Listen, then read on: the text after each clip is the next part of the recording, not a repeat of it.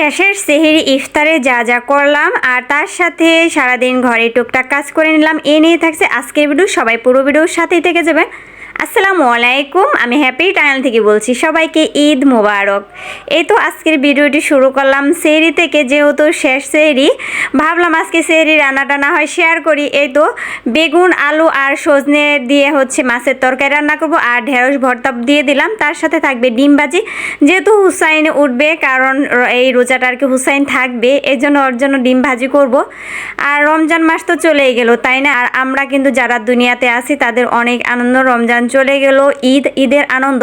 কিন্তু যারা কবরবাসী তাদের কিন্তু কষ্টের দিন আবার চলে এসেছে। রমজান মাস চলে যাবে, কষ্টের দিন কিন্তু চলে আসবে।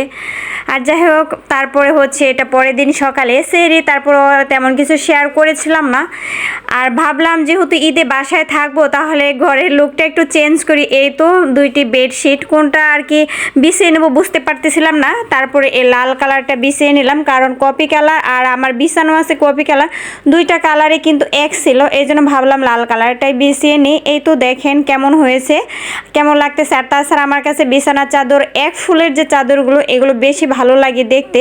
আর আমার কাছে বিছানার চাদর একটু কালারফুল ভালো লাগে, যাতে ঘরে একটু লাইট দেয়। যদি একদম মাদা কালার থাকে না, ঘরটা কেমন যেন অন্ধকার অন্ধকার মনে হয়। আর যদি একটু কড়া কালার থাকে, ঘরটাই একটু আর কি ভালো উজ্জ্বল লাগে, এই জন্য। আর এই তো দেখেন আমার বাবাটা আজকে রোজা, আর সে তো একদম বিছানায় পড়ে গেছে। সকালে বললাম তুমি রোজা ভেঙে ফেলো, থাকতে পারবা না। আসলে ওর বয়স তো কম, তারপরও কি বলবো, থাকবে। যেহেতু লাস্ট রমজান, আবার বেশি জোর করলাম না, ভাবলাম একটু থেকে থেকে অভ্যাস করুক, না হয় পরে আর থাকতে পারবে না।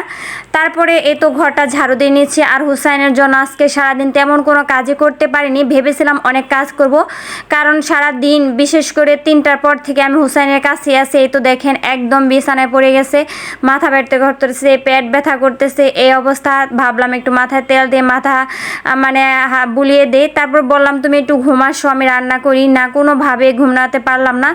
তারপরে আর কি করব, ফোন হাতে দিয়ে তারপরে চলে আসলাম রান্নাঘরে। আর আজকে লাস্ট ইফতার তেমন কিছুই করতে পারিনি, শুধু হুসাইনের জন্য, ওর জন্য আমি রান্নাঘরে আসতে পারি নাই।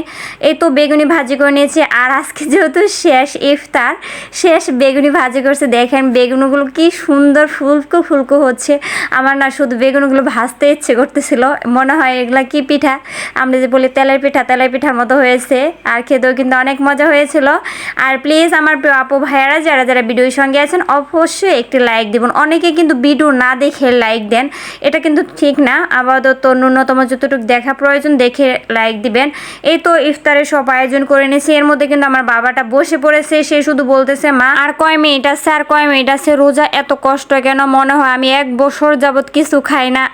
আমার অনেক খারাপ লাগতেছিল, কিন্তু যেহেতু একদম শেষ পর্যায়ে, এখন ভেঙে ফেলাটা ঠিক হবে না। বিদায় নিচ্ছি, আল্লাহ হাফেজ।